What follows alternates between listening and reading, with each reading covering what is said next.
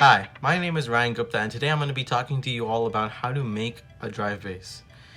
What is a drive base, you may ask? The role of the drive base in robotics is to transport and structurally support the specialized components of the robot.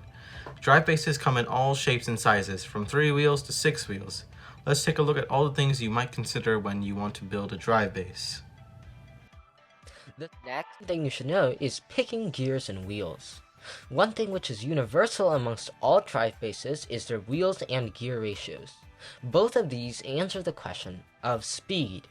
In large open fields, it is very helpful to have a lot of speed to go between different field components.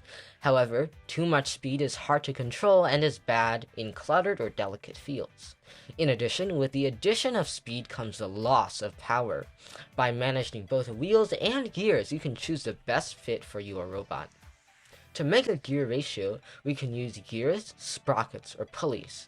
If your motor drives a small gear, sprocket, or pulley, and the wheel is connected to a larger gear, sprocket, or pulley, extra force, or as engineers say, torque, is introduced at the cost of speed.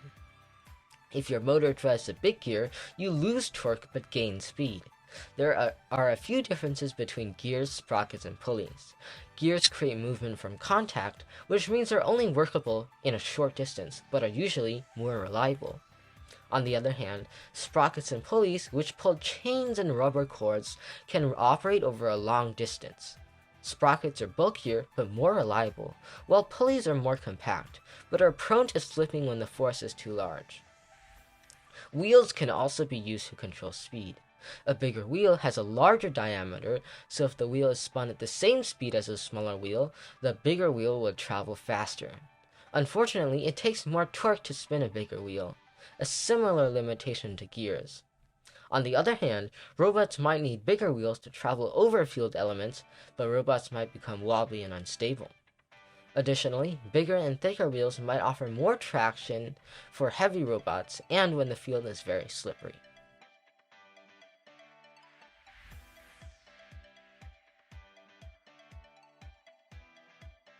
The security of your drive base is a necessity among any drive base created.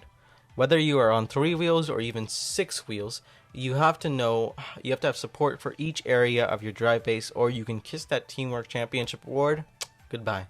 Securing a drive base requires the builder to use multiple amounts of support so the wheels stay intact. The first thing you must decide is what shaft you should be using. If you have a function that does not require a lot of power, like a shooting mechanism or an intake, then you might consider using plastic shafts, cap shafts, or even motor shafts. If you have a function that requires you to pick up something heavy like an arm or a drive base motor connected to a wheel, then use metal shafts or idler pins to make it strong. Providing 2 points of support beams for a shaft can help you straighten out the shaft with 2 parallel amounts of support.